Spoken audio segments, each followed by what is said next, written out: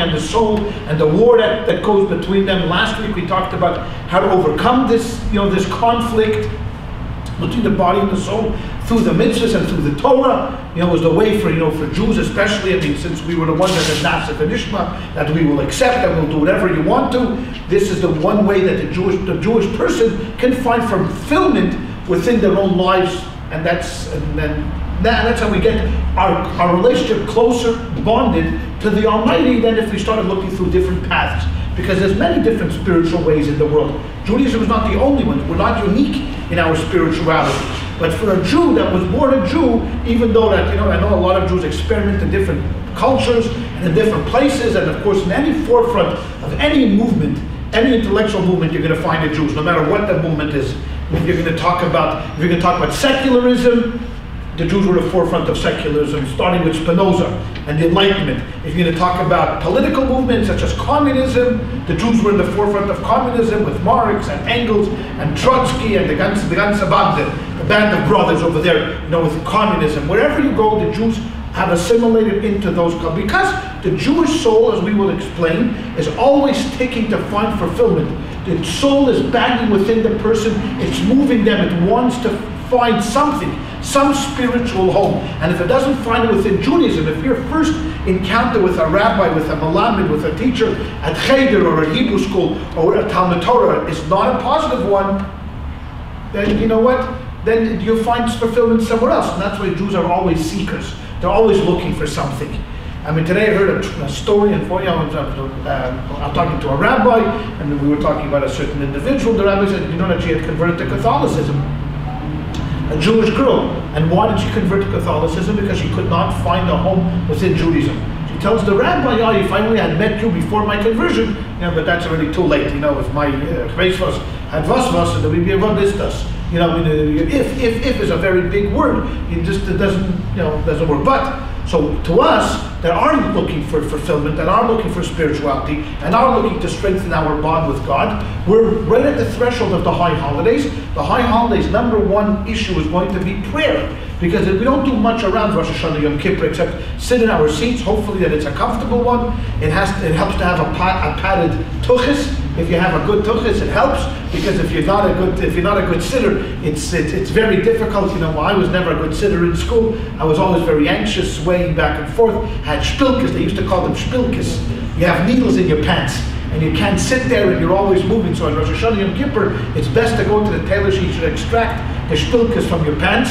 So you'll be able to sit, but while we're sitting there, we might as well be inspired a little bit through prayer. Now, prayer, as I mentioned in the first lecture, is really from the Hebrew word, it comes from the word tefillah, to pray. Now, tefillah really doesn't mean to pray, but really the true translation of tefillah is to tie, is to bind together. To come together, two separate things, we bind together to become one. And of course, who are we binding? We're binding with the individual, the person that is praying with the Almighty, the answer of all prayers. But it takes on a different connotation when if you envision in your mind that there is someone down here in the low status and there's God up there. Okay, so there's a big division between the prayer and the answerer. But in Judaism, it isn't so. What it is really is it's two entities coming together because God is down here as well. He doesn't only reside up there, he's down here in this room right now listening to our discussion. He's very much here in this room, and our job is to bind ourselves to that Almighty, to get into the mood, into that mindset where we allow ourselves, like we talked last week about the vessel, about opening up our minds and our hearts and cleaning out our closet so that when God here in this room proposes to us, He says to you, yes, I want you, I love you, I care for you, I want to have a relation with you. We're not thinking about the ball game, which unfortunately, more times than not, this happens to us because our minds wander, and it's very difficult for a human being. I just read a study that the mind wanders about every 90 seconds. The most you could conjure is 90 seconds. After 90 seconds, you begin to wonder what's going on outside, what's that noise, how my shoelace, is it broken? I'm looking at the ceiling is painting. What is the rabbi saying? He's droning on. Your mind goes from here to there.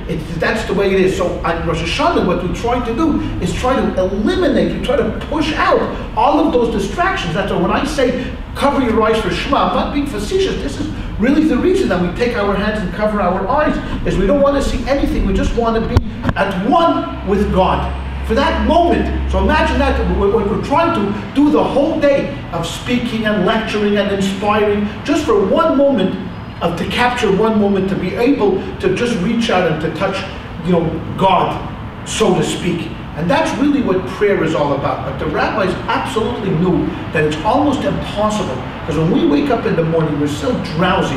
Like I woke up this morning, I had no clue. I think this doesn't happen to me very rarely. It doesn't happen to me very often. Rarely does this happen. That I'm trying to reach someone. It's the high holiday season, and tzedakah is tzedakah, and you know how our show runs on the merits and the good-heartedness of people. We don't charge dues, so I'm trying to reach this fellow. I finally reach him. He tells me, Rabbi, I'm leaving out of town for a week.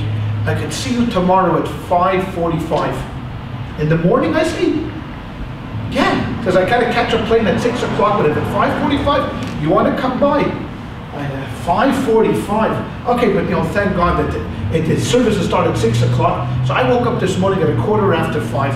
I had no idea what the world is in. You know why? Because I have this craziness that if I have to wake up at a certain time in the morning, which I do anyways, but if it's an important issue, I can't sleep all night.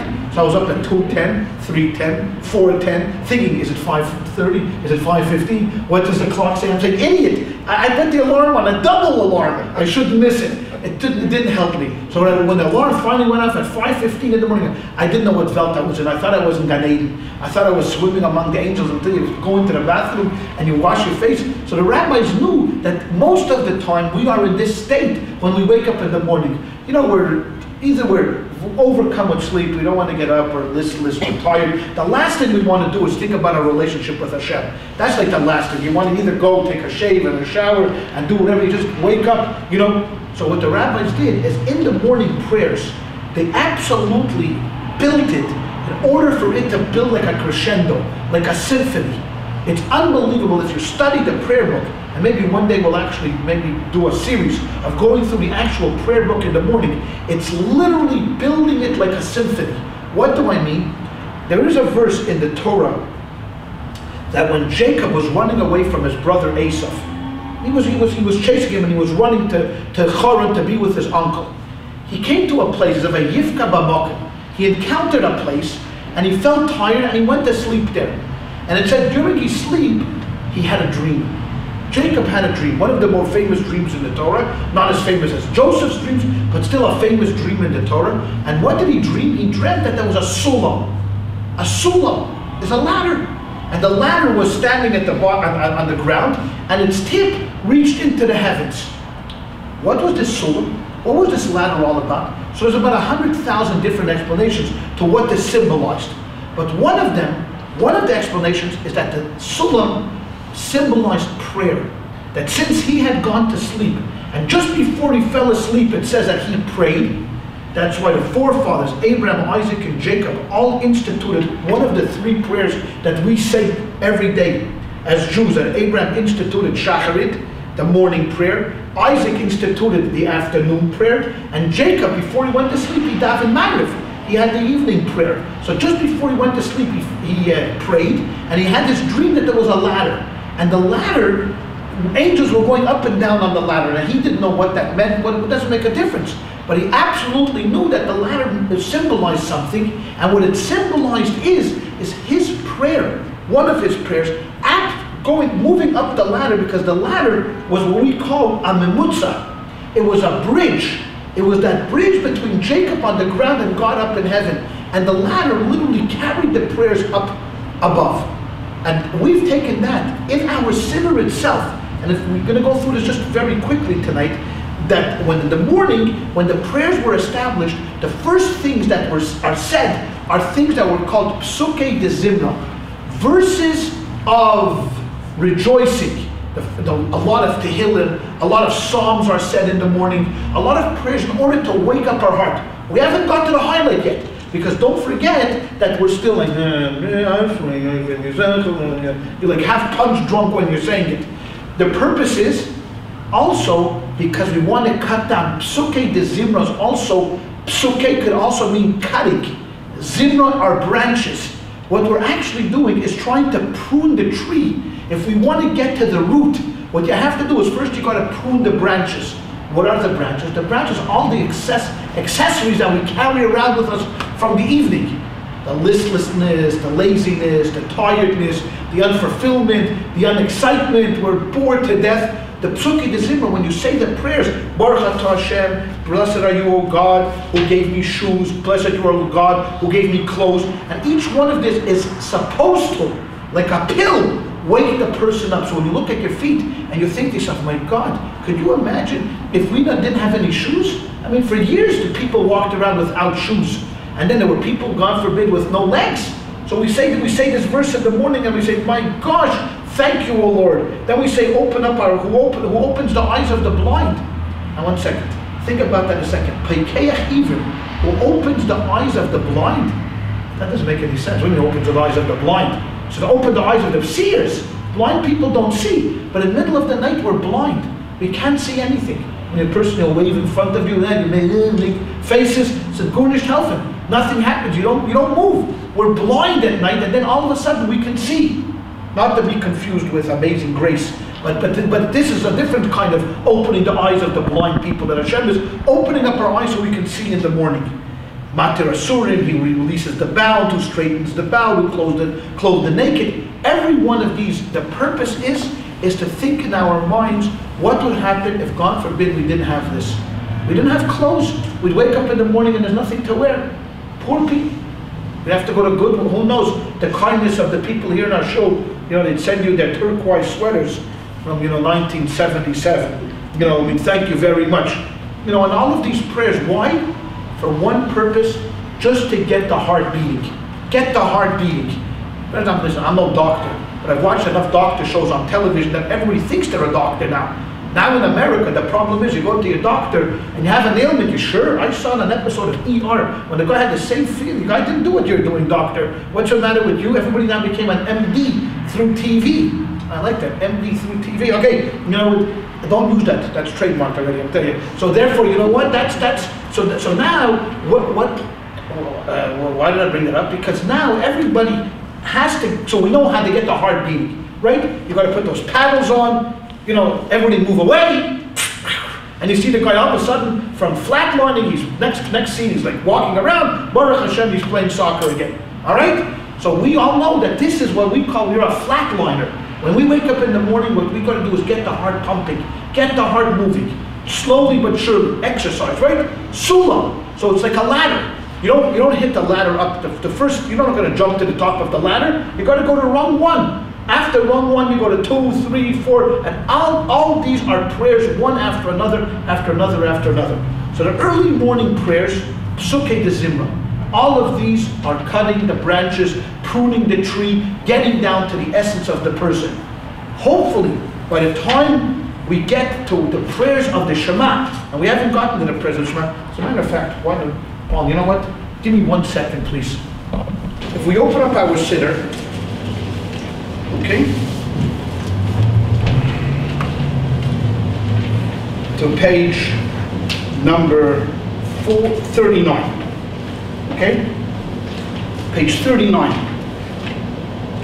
You see,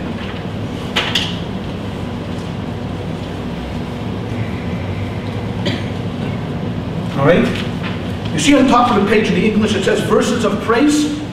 These are called Psuke de Zimra, right? Right now, we've started the morning prayer way back on page 27. We've gotten 12 pages into it. Now we're going to sing a song that has to do with the Jews leaving Egypt. Now, what does that have to do with on a Tuesday morning in California? The Jews leaving Egypt and coming to the Red Sea. Why are we doing all of this? Because for one purpose. Forget about it. I'm not talking about Rosh Hashanah. I'm talking about a regular Tuesday morning when you go to services. Why?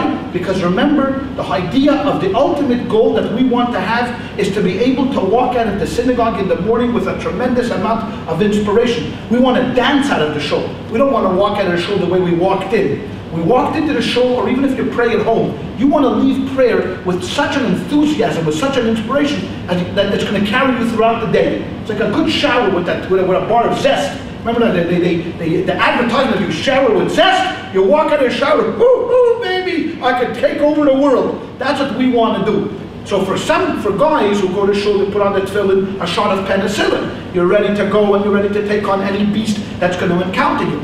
But for most of us, we're going into shul and we're overwhelmed with what happened the night before, or we're not looking for the day. But now we come now to the part of where our Jews are going to cross the Red Sea. Why are we doing all of this? Why? Because remember, we're still in this. We're not even in the first level of inspiration. We're still getting the heart beating. Now we think to ourselves, think about this. Our forefathers, our grandmothers, we went to the Red Sea and they were standing over there, and all of a sudden God caused this tremendous miracle to happen, and all of a sudden we feel a little bumping of the heart. Hey, look at my heart is pumping, because I'm putting myself in the position of the Jews standing at the Red Sea, and I'm facing them, and I'm thinking about this. I'm concentrating on what it would be like to be. I'm projecting myself as one of my great grandparents. I'm standing at the Red Sea, and Moses is there, and he's whacking the sea with a stick, and all of a sudden, boom! The sea stands up, and everybody crosses through. And what happens? Oz Yoshim.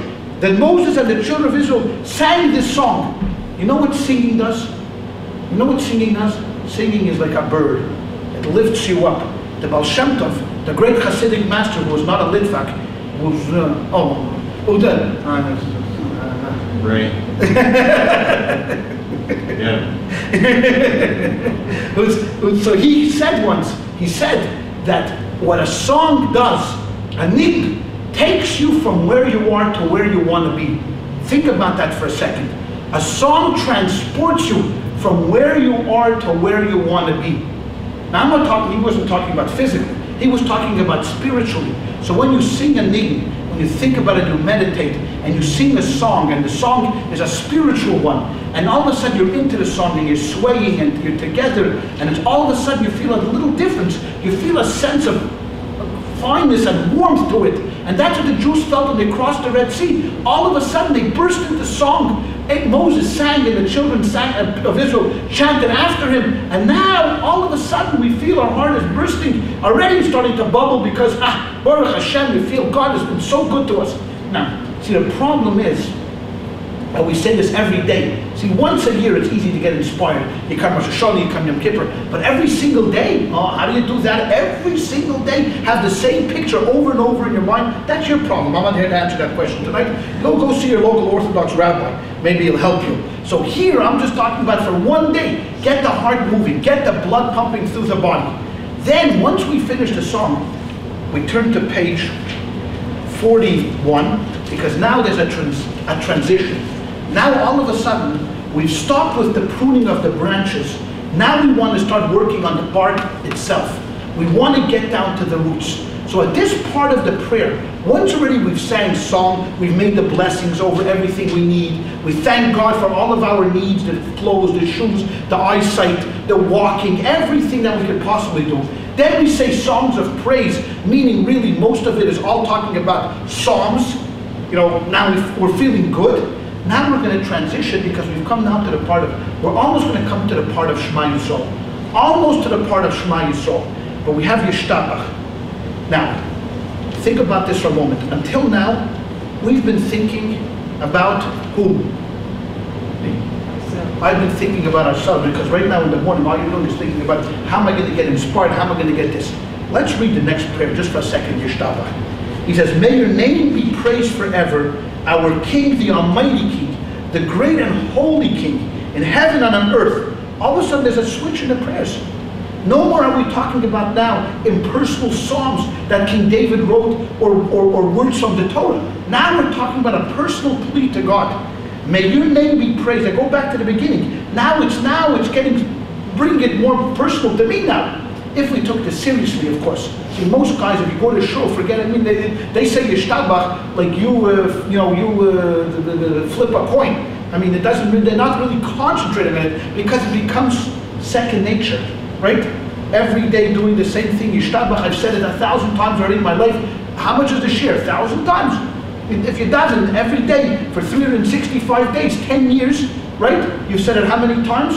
3,600 times, and I say it another. I've been praying since I'm 10 years old. So it's like 10,000 times I've said Yishtabach.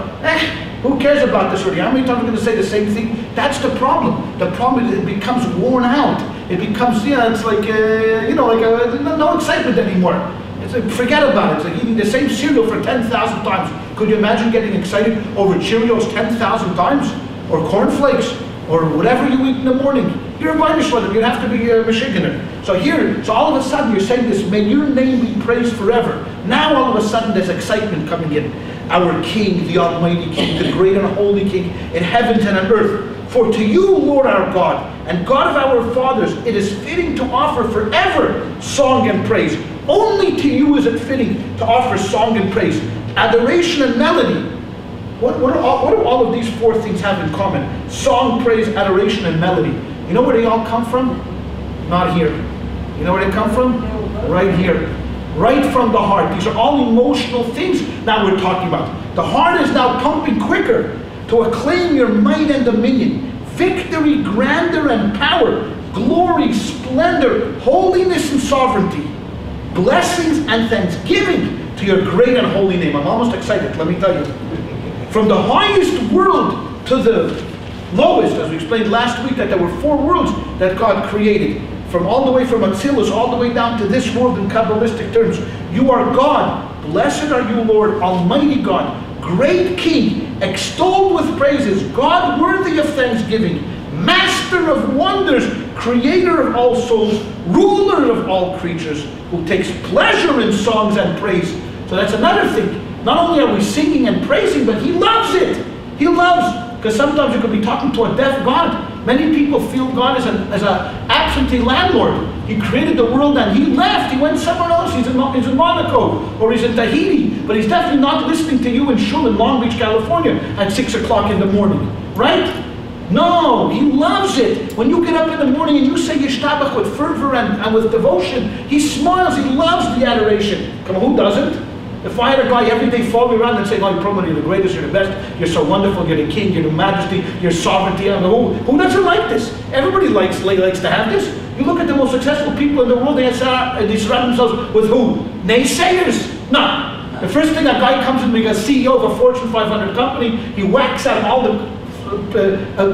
the senior management. Who does he put in there? Guys who say to him, Perelmuter, you're so great. Every decision you make is mamish like Solomon. You're wiser than Solomon, richer than David, greater than Moses. There's no one like you. Oh, now we're in business, baby. This is the team that I want to put together. That's what it's all about. So who doesn't love this? So when you're saying to God, you're sovereign and you're great and you're majestic and everything, God, He loves it. He takes pleasure. You're the only king, the life of all the worlds. By now, in reality, if we would take our prayers seriously, we would be already jumping in our seats. We'd be so excited. As a matter of fact, this prayer said standing up because they want to give you this enthusiasm of going into the next level. Because we're on a sulam, we're on a path, we're on a mission, right? And we're climbing the ladder to whatever the end is going to be. The ladder of success, the ladder of inspiration, the ladder of bonding, whatever you want to call it. That's what prayer is all about. And we're marching up that ladder. And now our hearts have been pumping for about a half an hour already. We're ready to go. And now we're ready to take the next leap. Because the ladder itself has different levels. So we've reached the top of one level. The next level is the Shema. The next level is the Shema. Now, there is Psalm 130 that you'll notice at the bottom of the page. I want to get back to that. When we start talking about that real prayers for Rosh Hashanah, I'm going to come back to talk to you a little bit about Psalm 130. That's at the bottom of 42. But I want to continue on our pathway for prayer. Now, all of a sudden, Baruch Hashem, our heart is now pumping. So the rabbis have now instituted, now that we're inspired, and now that we're going to go, because the ultimate level is the Amidah, the ultimate sense that we want to reach, the pinnacle, the climax of prayer is not the Shema, but it's the Amidah, it's the silent prayers. That's where we're going to reach the top part. It can only pass if you pass Shema, because Shema represents, in one word, martyrdom, sacrifice. You see, because everything is good. I could stand at a distance and I could say, God, you are great, you're wonderful, with a bullhorn. And I could be inspired standing out of in the room, right out of the, and he's inside his room in the palace. And I'm standing outside the gate and I'm bullhorning him and I'm saying, God, you're so great, you're a wonderful guy, and I really like you, and thank you very much. I'll see you tomorrow. Now God opens up his window and says, hey buddy, come here. You think I'm really great? Yeah, of course. You think I'm a gent? Oh, yeah. Oh, you're the one. Well, so what are you going to do for me? If I ask you to do something, will you fulfill it? You haven't had anything. God asked us anything. All it now is we're getting ready. So God now says, okay, I want you to sacrifice yourself for my name. I want you to martyr yourself. This is martyrdom. I want you now to go ahead and to do something that you don't like to do for me. Oh, that's not so easy anymore already. See, until now, we didn't talk about sacrifice. All we talked about was just getting ready and getting into the mood to having a relationship. I didn't know that this relationship was going to really have any expectations. Now God has expectations. Oh, brother. No, I want you, when you walk out today out of shul, I want you to live like a decent human being. Right? I want you to live like a great person, not like a slob that you normally are. You want to do something for me? Go out into the world and proclaim my name. How do you proclaim God's greatness in the world? By living the life of a good person. When you walk down the street, people are going to say, blessed is the God of this person. Blessed is the God of Perelmuter, because Perelmuter lives a righteous life. That's what I want. That's what I'm talking about. Now, we were talking about Simon Wiesenthal before. Today I have this little show that I do on the side, channel, it's Charter Communications. You can watch it at 4 o'clock on Thursday afternoons, only if you're in Long Beach and own cable. If you own a dish, throw out the dish. Get cable, only Charter Communications. So today I was talking about Simon Wiesenthal. But Bob went to the memorial last night. What did I say about Wiesenthal? I said Wiesenthal causes problems for people like us. You know why? We feel very uncomfortable with Simon Wiesenthal. Why? I'm not talking about his accomplishments, God forbid. We all know, we heard last night, I'm sure you heard everything great the guy did. You know why? Because here's an ordinary man that did extraordinary things. Simon Wiesenthal was not born to a Hasidic family, was not a Rebbe. His parents were not Rebbes. His parents were not Soloveitchik. His parents were not the Vilner Gaon. He was an architect before the war. He lived in obscurity. He was just like one of us, like a Slav, like one of us. He would come to show and probably sit in the 6th row. That's what he was. And he went through a number of concentration camps, and all of a sudden, he transformed himself. He went now from an ordinary guy before the war to an extraordinary human being who did things beyond anybody's imagination. And if you had told people before the war, hey, Wiesenthal is going to end up this world-renowned Nazi war criminal hunter, they would say to you, well, yeah, that's something. Wiesenthal's an architect. What do you think? He's Indiana Jones?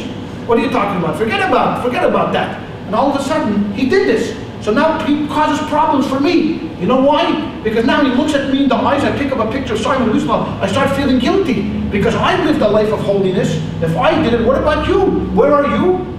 Sitting in the seats over there? I can't. Why can't you? I did it. What, we're going to wait for a Holocaust to elevate yourself? So now we're talking about the Shema. Is what are you going to do for me, brother, sister? What are you going to do for God? And that's where the Shema comes in. Because we're ready to proclaim Kaddish, Kaddish, Kaddish. Look at page number 44. Okay, middle of the page. We proclaim, we scream out in the shul in the morning, holy, holy, holy is the Lord of hosts. The whole earth is full of his glory. Why do we say that? Because this is a chant. This is a cry. This is a battle cry that I am ready to go out to do anything that God wants me to do. Anything he says, I'm ready to do. And now, my friends, we're ready for the next level. Now we're talking about going up to the next level of the equation. We're moving up the ladder to success. We're going to go up the ladder to become bonding one with God. Here's already, we're screaming out, you're great, you're wonderful, you're holy. Blessed be the glory of the Lord from its place. I mean, this is Baruch Hashem, wherever you are, God. I'm ready to come. And now we cover our eyes. Another blessing, and we go to page 49. We go to page 49. Take our hands, we cover our eyes, and we sing out loud and clear, Shema Yisrael Hashem Elokeinu. Right? Hear, O Israel, the Lord is our God, the Lord is one. That must have been on the lips of most Jews that ever perished. That's the last thing we say before we pass away. It's called the vidui, right? It's the proclamation. It's the confession. Before a Jew closes his eyes, the last thing he says before meeting his Maker is the Shema. Why the Shema? Why not? How about making a pledge to the Federation? That should be the last thing on a person's lips. Giving your will to the shul. That should be the last thing on a person's lips. What's this about Shema Yisrael? Why? Because we want to come clean. Our soul is going up there, and it's going to meet its Maker, and God's going to say to the person, okay, you lived 97 and a half years. What have you done for me lately? Someone wrote into the paper last week in the LA Times. that she knows that when Wiesenthal went up to heaven, he got a standing ovation from the 6 million Jews and the tens of thousands of survivors that have passed away since then. When he got up there, he got a standing ovation. What's going to happen when we get up there? They're going to say, who's this guy? Who's this Shlemiel? How did he get up here? You took the wrong train. This is reserved for extraordinary people with extraordinary things. What are you doing over here? You got to go down to the ordinary floor. Why? Because you were an ordinary guy. Well, I just did regular things, God. You know, woke up in the morning, put on my pants, went to work, came home, watched a ball game, drank a beer, went out with my kids on Sunday, played Little League with my kid. Okay, so you go to the ordinary, you can't come into Wiesenthal's place. Wiesenthal is sitting already in a place reserved for the extraordinary people. So every morning we cover our eyes and we say, Shema Yisrael. What are we really saying when we say Shema Yisrael? What's going on in our mind? Are we thinking about, oh, I hope that God, General Electric doesn't go down again today? Or you hope maybe General Electric does go down today because I sold it short yesterday? Oh yeah, I hope that stock gets plastered today? What are we thinking about? Or are we thinking, no God, I'm ready to do everything you say to me today. Whatever comes my way today, I'm ready to fulfill any of your mission. And if that means that I'm going to have to, sacrifice breakfast, and I'm going to have to look for a kosher breakfast, or I'm going to have to sacrifice this, I'm going to have to sacrifice my favorite television show to visit somebody in the hospital, God, I'm ready to do it. Whatever you want me to do, I'm ready to do it. Now it's already different. Now we've already raised the stakes, right? This is Texas Hold'em, and we have everything in the pot. Everything in the pot is resting upon our next card. Because you know what? In one second, we could be winners, and the next second, we could be the biggest losers. And it's all up to you. Whatever you have, you draw your own hand. Okay? God is not doing it. So all of a sudden now we're by Shema. We're screaming and we're panting and we're saying, God in heaven, I'm ready to do whatever you want me to do. That's the whole purpose of the Shema. Self-sacrifice. Before we die. It's the last sentence because we want to come up to God and we say, we're ready to do whatever you want us to do, God. Now, it's a little too late. After 120 years, you should have thought about that 70 years ago. But at least we know that the last words that come out of that we utter of our lips is that we have full faith in God. No matter what He has sent to us, we're going to take it. Because a lot of people are faithful when things go their way, right? When things go their way, they win the lottery. Sure, no problem. I mean, I love God when I win the lottery. But if things go drastically against me, if I have a letter from the IRS telling me they want to see me and my last 9 years tax returns, all of a sudden, I'm not so lovey-dovey with God.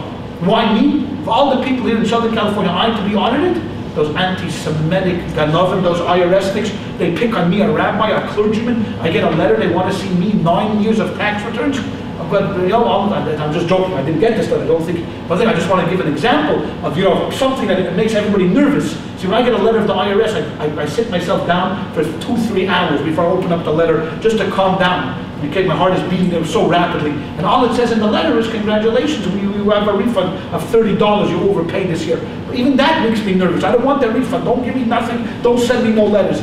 Keep your $30 and everything. Okay, don't bother me. But that's the IRS. That's who am I afraid of? Would I have fear of what? They're people just like me and you that bleed. They put out the pants on one foot at a time. They eat loud supper. They do the same thing. Imagine God. I should fear God like I fear the Yud Rei Shin, as we call them here, the IRS. All right, but I don't. So Shema is put there for. Then we're the second level. Now we're the second level. We're ready to do whatever we want. Now we're ready for self-sacrifice. Now we're ready for God to tell us what to do. Now we're ready to go to the Amidah.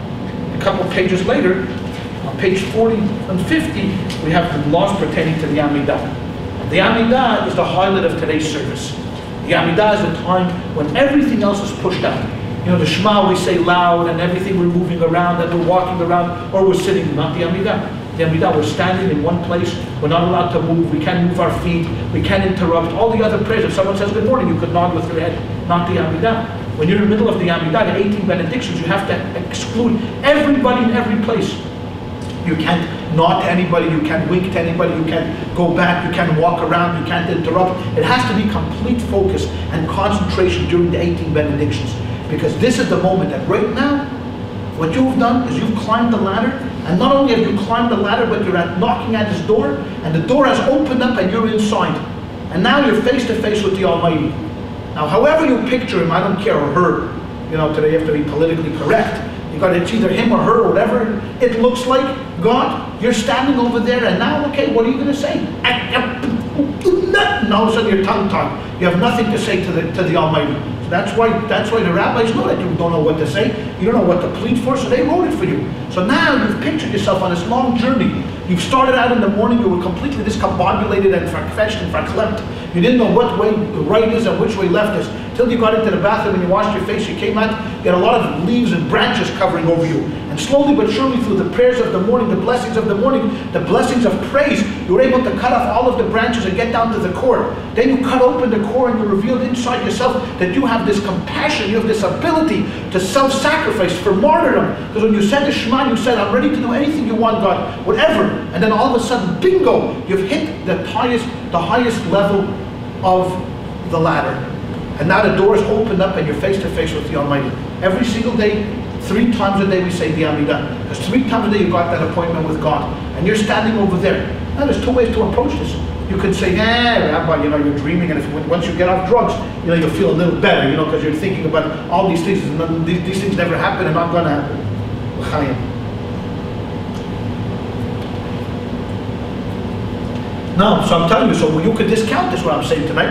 Maybe it doesn't make any sense to you. Maybe it doesn't touch to you. But the fact that you're here this evening rather than being home, obviously tells me that there's something within inside of you that is wanting to know. You have this will to know what prayer does. So I'm explaining to you through the realistic expectations of God, what God wants us to do. And they've built, the rabbis understood this. They understand the makeup, the psychology of the human being, and they've built this whole system of prayer. So now you're standing in the office, and now God is saying, okay, go ahead, what do you have to say? And instead of standing with tongue-tied and you don't know what to do, you know what they call Yiddish? Does anybody know there's an expression, a famous expression, what they call the language of Yiddish? Anybody know what they call it's called Mama Lashon. Renee, say it again? Mama Lashon. Why is it called Mama Lashon? Because there's 2 explanations why it's called Mama Lashon Yiddish. Is anybody here not from Eastern Europe? Parents not from Eastern Europe? Any Sephardim here? Okay, so Sephardim don't have this connection to the Yiddish, but Eastern Europeans all spoke Yiddish. I mean, with Hungary, Lithuania, Poland, Germany, they all spoke Russia, wherever it was, they spoke Yiddish. Yiddish was the Mama Lashon. The Mama Lashon meant the mother tongue. Mama Lashon, the mother tongue, because Lashon in Hebrew means tongue. Mama Lashon. There's another explanation. It's a bit on the facetious side. It says Mama Lashon. When the mama read, verliert dem Tate the solution. Meaning what it means is when your mother speaks, the father loses his tongue. I mean, he stays quiet. Alright? So when you get into the office of the Almighty, you don't want to be speaking mama lushan. You don't want to be speaking and losing your tongue because you have an opportunity now. God is asking, okay, what can I do for you today? Now I've seen that for the past 45 minutes you've really concentrated in prayer and you're ready, and I see that you're pure of heart and you're inspired and you mean it and it's serious. So what can I do for you? You're ready to do for me. Tell me what I can do for you. And we stand over there and we say, well, nothing, God. And you run out of the office. Wow, what a nut. 45 minutes he spent climbing up the ladder. He finally gets on top of the ladder. What does he do? He jumps off the ladder. What do we call this kind of a person? Insane. Sure. I'm a sugar. Yeah, he's a sugar to jump off the ladder. So what are you going to do? Now you're in the office, you want to be able to speak. So that's why they instituted and they compiled the 18 benedictions, because they run the gamut of needs as plus as praises. You are God, you're good, you're great God. First we butter them up a little bit. You know, we say you're a father. Remember Abraham, Isaac, Jacob, what everybody did for you. You're also going to one day resurrect the dead. But now, God, I need from you something. I need wisdom. I need to know in the morning, you know, I come out and there's always going to be conflict. I'm a law partner. We're 5 partners. Today is going to be our partners meeting, you know, an annual partners meeting for the next 2 days. It's going to be war, God. It's going to be war like there's no tomorrow. Because each guy thinks they're the senior partner. We're going to go to San Diego for a retreat for 2 days, and I'm telling you, I'm not looking forward to it. Give me the wisdom to understand which battles to fight. Let me know which I can win, which I can't win. Because in conflict, the same thing is true with your spouses. With your, not spouses, with your friends. You got to know which ones you're going to win and which ones you're not going to win. Right? You could say, oh, you know what, don't move the, I like the salt shaker on this side of the table on breakfast. And my wife insists on putting it on this side of the table on breakfast. I don't like it, because I like reading the paper. I'm a lefty, and I turn the paper this way. And ultimately what happens is the paper ends up on the salt shaker, it tips over the salt shaker. So I like putting it over here. So I wake up in the morning, every day it's on this side of the table. Okay? So now what do I need? I need at the chayin la'adam das. give me wisdom, God, to know which battles to fight, because I could spend the next 35 minutes screaming at each other, and like back and forth, and I walk out of the house. So I just spent now 45 minutes in prayer, and now I'm enthusiastic and I'm ready to do whatever's right. The first thing I do is fight over the salt. The first thing I come home from shul in the morning and I see the salt on the left side of the table, I'm already getting nervous and I'm screaming at my wife. She screams back at me, I don't do anything, wanted to make my own breakfast, kishmir, goodbye. From now on the eggs are your department, you can eat your cornflakes for the next 25 years as far as I'm concerned. What just happened over here? I just went to shul in the morning. I spent 45 minutes to an hour trying to get into the frame of mind where I'm going to go through the world and I'm going to make this world a better place. And I promise God I'm going to be good to His creatures. And the very first thing I do, I walk into the house, I take off my jacket, I hang it up I put it on the chair, and I come in to sit down. I want to eat something before going to work. The salt shaker's on the left side of the table. My blood is pumping. More than any praises, more than any psukim, more than any shema, my blood is already cooking. For 26 years, I've asked her, please put the salt shaker on this side of the table. That's not happening. I'm only bringing up this thing that it has absolutely no basis in reality, because me and my wife never see each other for breakfast. That's why we don't fight in the morning. Thank God she's long gone before I get home. But Rabbi Shalom, you're clinically insane. You're nuts. Or you know what? Or I don't like. I'll forget about it. I'm going to go into the things. You know what? There are a million different things that you could go crazy just from breakfast. Just how she makes you breakfast, or how you make breakfast, or how you leave the paper in the things, or anything. Okay, I'm a sports nut. I like to read the sports section first. It's the only true part of the whole paper. The rest is all fantasy, lies, and nothing. All right? Sports, at least the guy scored 4 runs or 2 runs. There's no lies in here. It's 3 runs or 6 runs. He either scored a goal or didn't score a goal. It's the only thing based in reality. So the only true thing is the sports section. I like to read the sports section. My sons also like to read the sports section. I wake up in the morning, the sports section is not there. What do you think happens? 45 minutes of prayer down the drain. Where's the sports section? Now, they took it to the bathroom. Really, I do that. But I'm going to say now them, I'm going to blame them because they're not here. They take it to the bathroom and they don't bring it back. And I'm sitting over there, I have to get up now from the seat. The eggs are getting cold. I have to go look which bathroom they took it in, which son I have to scream at that morning. And then already, my blood is already boiling for nothing. For nothing. And already I'm nervous going to work. So the first guy that calls me in the morning with any stupid question knows it's going to be, they're finished. Because I'm already coming in the office, I'm already insane because the sports section wasn't there, and some guy calls me up with the most insane, stupid question in the morning, which usually get. Forget about it. It's over. It's finished. I slammed on I'm a completely crazy person. For what? For nothing. And then I got to go to the doctor. I have high blood pressure. Of course you have high blood pressure because you're not. You don't need Lipitor. That's for the. For cholesterol. There's other, what do you call for the blood pressure? For blood pressure, a ton of them. Anyone, you don't need that. What you need is for the head. That's what you need. You need a remedy for your head. So you should calm down and be a normal person. Because 20 minutes ago, I'm a schizophrenic. 20 minutes ago, I'm praying to God, I'm saying to God, I'm telling you, I'm going to be good. Give me the wisdom to know which wars to fight and which not to fight. Oh, heal my family, give me sustenance. I'm going to do everything. Read the prayer. I'm not joking, read this. And then I bow down to you. Oh, we thankfully acknowledge that you're going to do all of these things. And I'm running home. I'm so excited. 10, 20 minutes later, it's like it never happened. It never happened. You'll have a stroke. I'm going to have a stroke soon. In this class, I'm going to have a stroke soon. All right? So we think, so why? Why does that happen? It's only because we are always in this state of conflict between, last week we talked about, between the Yetzer Hara and the Yetzer Tov, between the good inclination and the bad inclination. Now what we've been able to do is like many medications, there's no cure for the Yetzer Hara. I wish there would be a cure. Just take some antibiotics, you'll wipe it out. But there's no cure. Just like the common cold, there's no cure. What you could do is you could suppress it. That means you fight long enough, you suppress the evil inclination. Like that happens during prayer. But the moment you let down your guard, that means you take off your tefillin, you put back your tallis in the bag, you zip up the bag, you put it down on your place where you're going to meet it tomorrow, you're feeling good about yourself because you had a really good prayer session and you said some psalms and you did everything, and you walk out the door, and the moment you let down your guard, he's ready to pound because you haven't killed him. See, he's still lying in wait, he's suppressed. He's like that antibiotic, that virus that's ready to leap the moment you stop taking the antibiotics. And what happens? and you're trying to pull out of your parking spot, and a guy comes in front of you, afraid of it hitting you, that's going to cause a heart attack. But just the fact that a guy, you walk out of shul, and a guy is parked in front of your car. What a chutzpah. Okay, you want to go home, and I'm coming out of the parking lot, and there's a guy who parked his van, and it covers 3 spaces. Now I got to go to shul, find the guy whose van it is, plead with him. He tells me 1 second, I'm having the middle of an important conversation.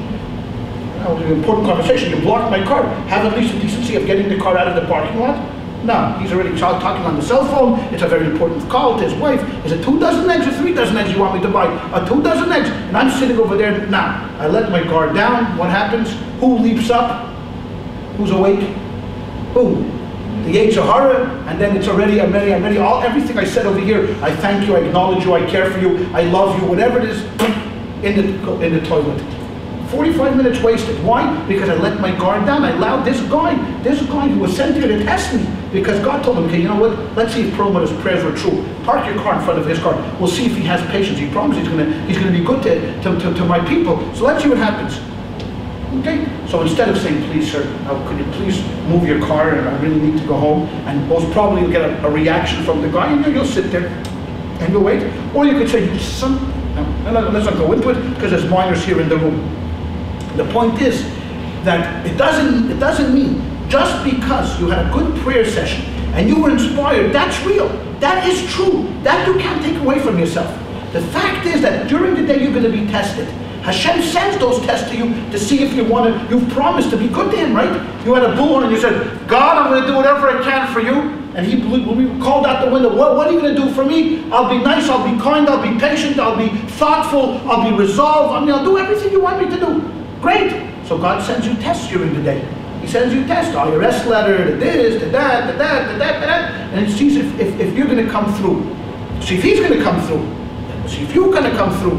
That's the way it works. So both are true. It doesn't mean that your inspiration was false. Your inspiration was real, and you did suppress the evil inclination for that hour that you were in shul, and that was true. But then you weren't able to carry it over. It was difficult to carry it over when we come into real life. Just like it was the story in the Bible that the Jews in the desert were horrible. They argued with Moses. They complained against Moses. They did all of these things till Moses says, you know what, you are not ready to go into the real world. Because even in training, you're not ready. You complain. So going into the real world, forget about it. It's never going to happen. And that's why they all died in the desert. And only a new generation that grew up under Moses' leadership, they were the one that entered into the land of Israel. Same thing is true in every day in our lives. We represent the totality of the Jewish people.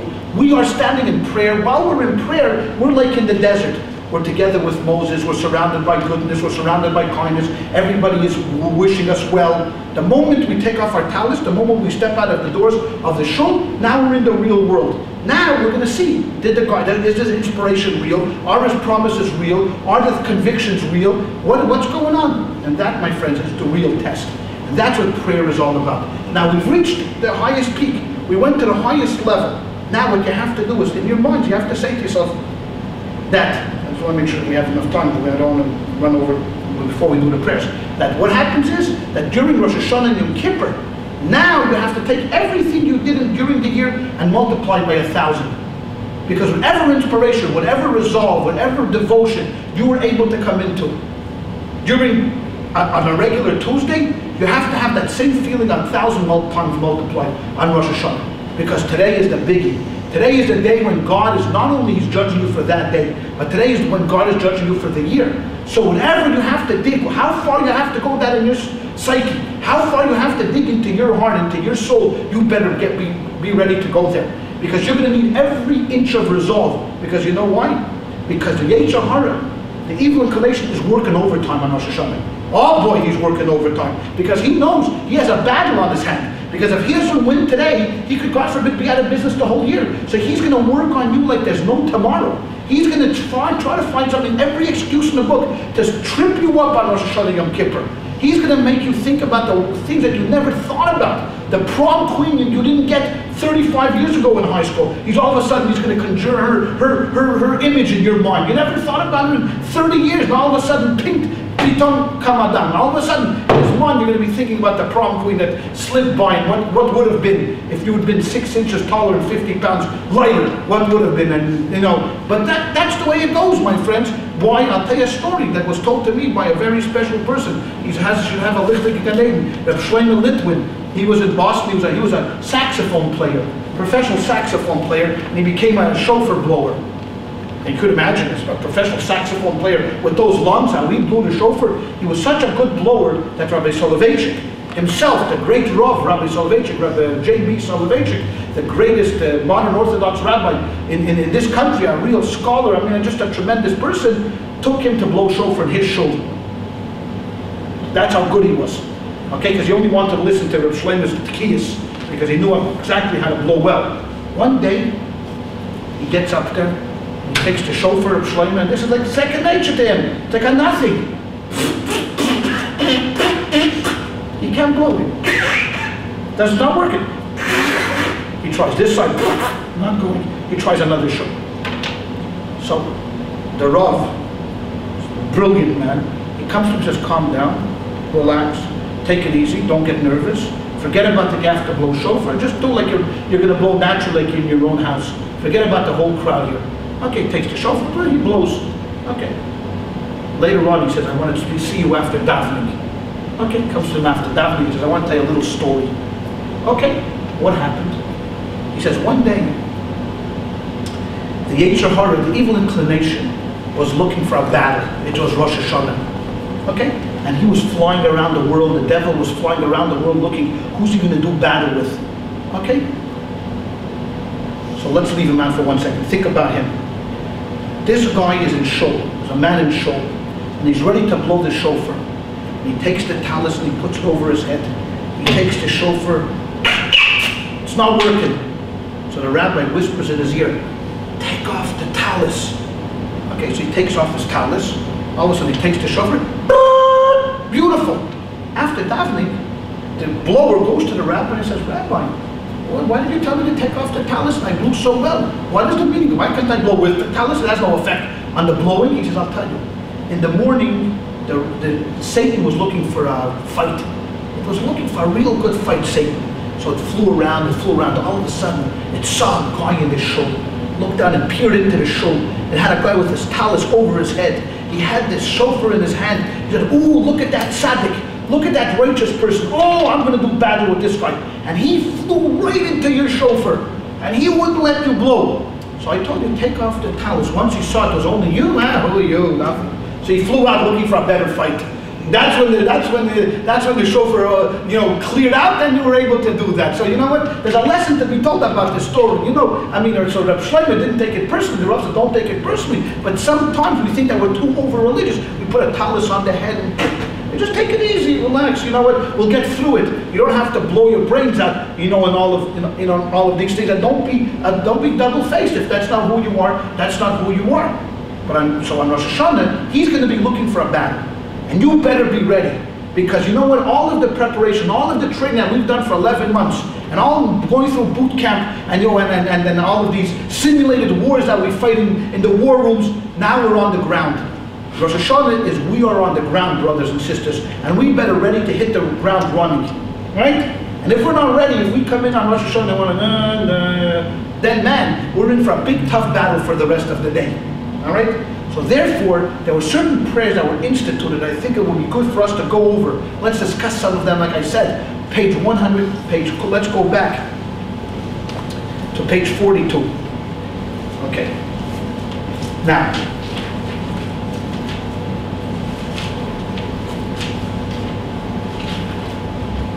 what separates our relationship?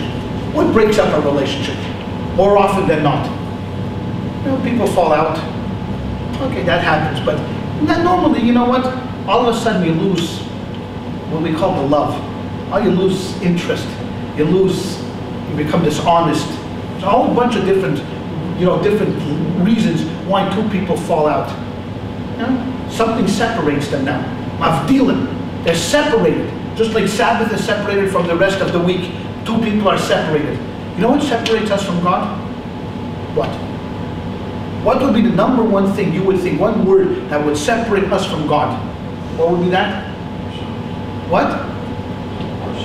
Ourselves, but what we do to ourselves, right? The actions that we do. And the action that we do is, so God says, why do we want to hang around you? These actions have a very small word. I don't like to use this word because it has a completely different connotation in Christianity. But it's a 3-letter word and it starts with S, sin. That's right. That's exactly it, sin. I don't want to, I hate to overuse this word because right when we start talking about sin, you see, they also believe in original sin. Belarni, we don't believe in original sin, but we do believe in sin. Whenever you do something that God says not to do, what you've done is you've put a blemish on your soul. And every blemish is pushing God away. So if a person is arrogant, I walk in and I think I'm God's gift to the universe and I can't say a good Shabbos to anybody and I'm full of myself. God says, I can't be in the same room with this person. He's separating himself from everybody. If a person is dishonest, if a person is a liar, if a person is a cheat, God says, why do I want to hang around this guy? Life is short and I don't have time to hang around these guys, cheaters, liars, dishonest bums. Forget about it. I'd rather hang around with people that are honest, good, that caring and loving. Why? So what happens is sin separates us from God. So what do we have to do on Rosh Hashanah? We have to admit, right? We have to confess. Thank God we're not Catholics, so we don't have to confess to anybody. But you don't have to confess to yourself. And let's read together. We don't have to read together, but just follow along with me. On the bottom of page 42, this is Psalm 130. It's especially instituted in the prayers for Rosh Hashanah and Yom Kippur. A song of ascents. Out of the depths I call to you, O Lord. My Lord, hearken to my voice. Okay? Let your ears be attentive to the voice of my pleas. God, if you were to preserve iniquities, my Lord, who could survive? Right? Because now you understand, God tried to create the world through justice. You know what happens if he created the world only with justice? We'd all be finished, we'd all be gone already by now because God would preserve our iniquities and he'd kill us. He'd slice us down like nothing. But forgiveness is with you. You're forgiving God, Lord, that you may be feared. Okay? Because I know that I fear you and you will forgive me. I hope in the Lord. My soul hopes and I long for his word. You know? This is the cries, this is the pleas of a child that's been separated from a parent. You know, now it wants to get good and back in the graces of the parents. It hopes, and the soul hopes and it longs for the parent's good word. My soul yearns for the Lord more than night watchmen waiting for the morning. Wait for the morning. These are words, man, only King David could have written this. It's such a beautiful word, so you think about it. That my soul yearns and waits and hopes more than the night watchman in the terror of the night. He's standing out there on the border. You know what it means? That you're watching, you're patrolling the Gush Katif, or standing over there in the Gaza or in the West Bank, and you're patrolling. You're an 18-year-old, 19-year-old soldier, and your heart is beating because you don't know what happens in the middle of the night. All of a sudden, someone could pop out, and what do you wait for? You wait for the first rays of dawn. When the dawn comes off, phew, you feel a little better because thank God you've made it through another night. Terror is one of the worst feelings that you could have. I mean, being unsafe. We don't know. Thank God we don't know about this because we lay down in bed, we feel safe. We pull the covers over, and we completely expect to wake up the next morning and be in the same position that we were when we went to sleep the night before. But there's many people in the world that don't have that. One of the things that tyrants and dictators do, and why they're able to suppress the people, is because they throw terror into you. The Nazis used to arrest people not 8 o'clock in the morning or 9 o'clock in the morning. You know when they used to arrest people? 2 in the morning. You know why they would come 2 in the morning? Why would they come 2 in the morning? Why? Because they couldn't come 9 o'clock in the morning. But the Gestapo was such sick people that they figured, 2 in the morning, walking up those creaking stairs, not only are they going to scare them, let me think of a good word. Not only are they going to scare the person that they're going to arrest, but everybody in the whole building is now going to hear the knock at 2 o'clock in the morning. And what does it do to you? It fills you with terror because you don't know who's next. You don't know you're going to be next. You know who used to do this? The KGB the same way.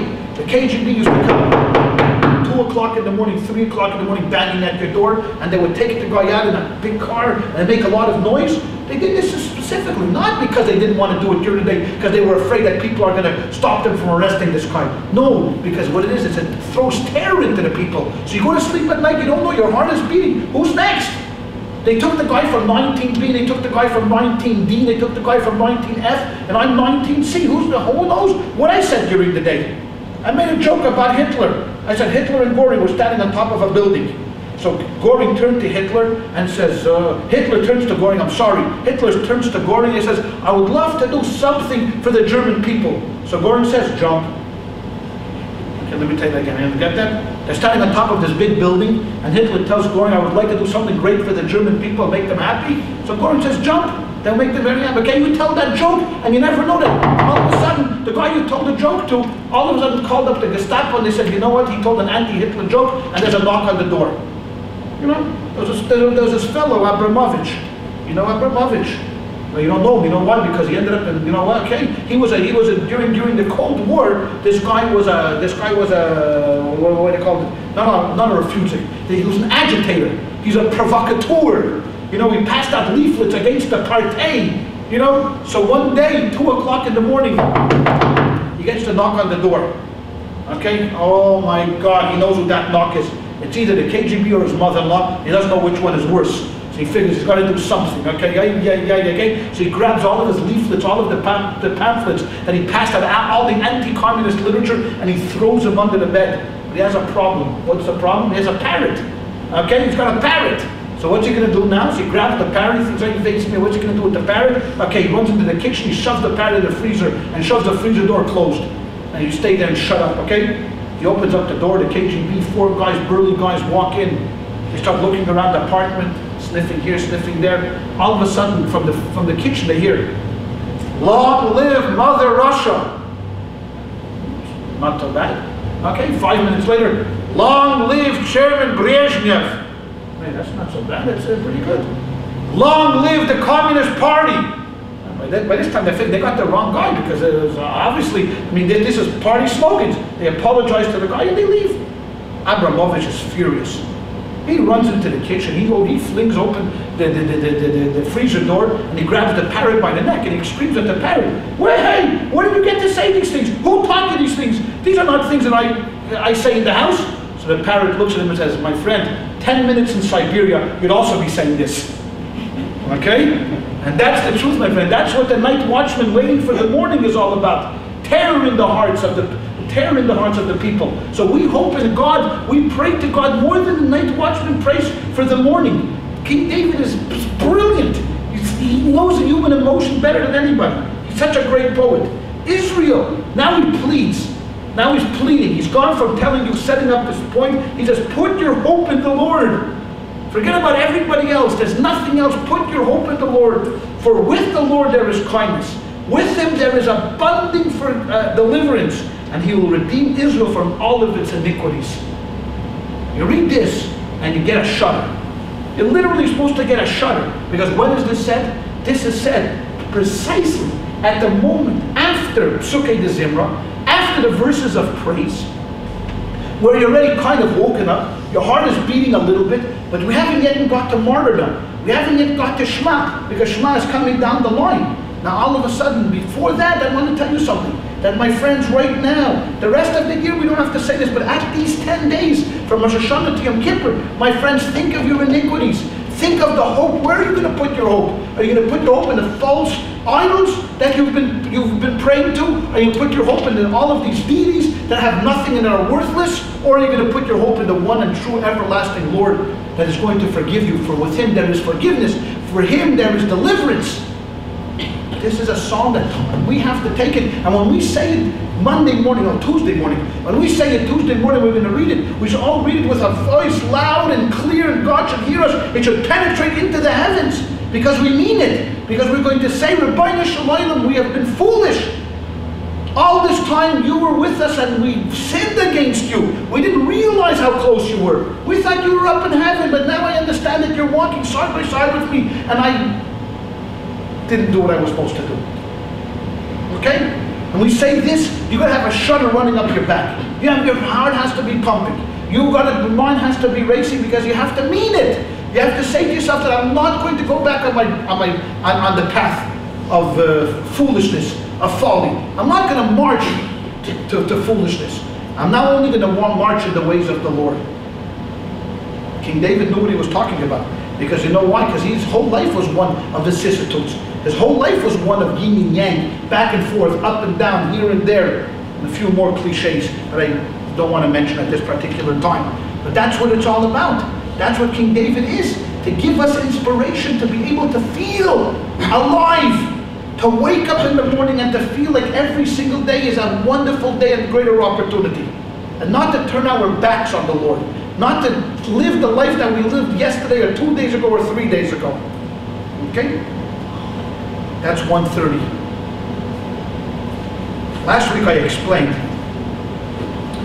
that how God relates to the world through the explanation in Kabbalah, primarily the Kabbalah of the Arizal, primarily the Kabbalah of Rabbi of Tzvat, is through 10 attributes. The attributes of the world, the emanations. And it actually today's portion that we study, we try to study a portion a week, to follow up with the Torah. It talks about God's fury. God's fury. And he becomes furious with people that go and worship idols. That's like the worst you could do. That's like the worst. I mean, you know what? You want to wear a suit of wool and linen? All right, it's not so good, but it's not the worst. Even a double. But the worst is idolatry. That's like literally ditching God for a mistress. That's like taking God, who's everything, and dumping him and going to a mistress. I mean, you can't embarrass God and you can't anger him anymore. So he becomes furious with the Jewish people. So Rashi asks, well, what are we talking about, furious with God? How can a spirit be furious? You know who could be furious? Human beings. But a God to be furious, so Rashi writes, because the Torah talks in man-made language, in a language that we can understand, and give God human attributes. But he doesn't really have human attributes, but in order for us to understand and to relate them, we have to be able to talk in dialogue. We have to be able to talk in such a sense where he actually has attributes. Please turn to 183. One of the attributes that we talk about, and more than one, is God's 13 attributes of forgiveness. That God literally has 13 attributes of forgiveness. 13 ways to say, God, you're forgiving and all of these things. This is the job. This is one of the jobs that we have today, is to tap into that vein. We're looking for a vein, and we need the vein of forgiveness. I don't need the vein of understanding today, and I don't need the vein of anything else. I need you to be forgiving today. Forget about everything else, Lord. Let's read at the bottom of the lines. See the 2 lines? And you see where it says, Lord, Lord, benevolent God, 183? You see that? It says, Lord, Lord, benevolent God. Okay? Compassionate. You know what compassionate means? It means even when someone is not worthy to be have compassion upon them. Even when someone has been a bum and has screwed up a number of times, you still are compassionate to him. Right? Those with children understand what compassion is all about, because your children every once in a while screw up, right? What do? Throw them out of the house? No. You're compassionate. And even as parents, we screw up. Your children don't throw you out of the house either. Hopefully they're compassionate. Right? And gracious. Slow to anger, even though there's something to be angry about. And abounding in kindness and truth. He preserves kindness for 2,000 generations, forgiving iniquity, transgression, and sins, and he cleanses. Okay? There's only one purpose of saying this prayer. It's to tap into that vein of forgiveness. It's to tap into that prayer of understanding that we have done something wrong, but you, Lord, are bigger than us. You're not petty as a human being. You know what, if I embarrass you, or if I somehow diss you, right? So you have a right to be angry with me. You have a right not to talk to me. There's good reason why you turn your back on me. But you, Lord, you're not a human being. You don't get upset like a human being. You're slow to anger. You're compassionate. You know, if I keep embarrassing Ray publicly, and he keeps saying, "Go, that shirt, Ray, you're a Shalayla, please." I mean, if I see that shirt one more time, I'm going to throw it in the, and then he wears it again. I keep embarrassing him in front of everybody. There's going to be a point in time when he's going to stop coming around you. But what does he need this abuse for? It's not, it doesn't feel good. But no, God is not like that. You could turn your back, God. You are a forgiving God. You're not a human being. You're a kind of a God that understands what we're going through, and you're going to forgive us. And this is what we say here in the prayer. Now we're going to sing this. Come on. I want everybody to wake up at this point. I know that you've been resting and sleeping in my life, and up here tearing my heart out to inspire you. But nonetheless, everybody get up at this time. Those who have slept more than 20 minutes have to go wash Negelwasser in the bathroom. Okay, but forget about that. Let's turn to the other page. Okay? Hashem, Hashem. You see it? This is, we're going to practice here. We talk about choir practice. Page 182. 182 at the bottom of the page. Hashem, Hashem. You see 182 at the bottom of the page? We were just on 183. 182. Oh, I'm sorry.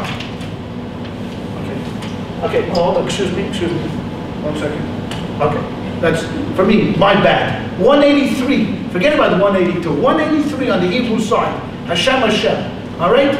Hashem, Hashem, El Rachum V'Chanun, Erech Apayim, V'Rav Chesed V'Emes, Notzer Chesed Lo Alofim, Noisei Yovon V'Fesha V'Chata'o V'Nakei. One more time. Hashem Adoshem El Rachum V'Chanun Erech Apayim V'Rav Chesed V'Yemes Notzer Chesed Lo Alofim Nosei Yovon V'Fesha V'Chata'o V'Nakei. We say 3 times on Rosh Hashanah. So we'll do one more time. Hashem, Hashem. I'm not using the right words, as you'll notice. Because on Rosh Hashanah we're going to use the word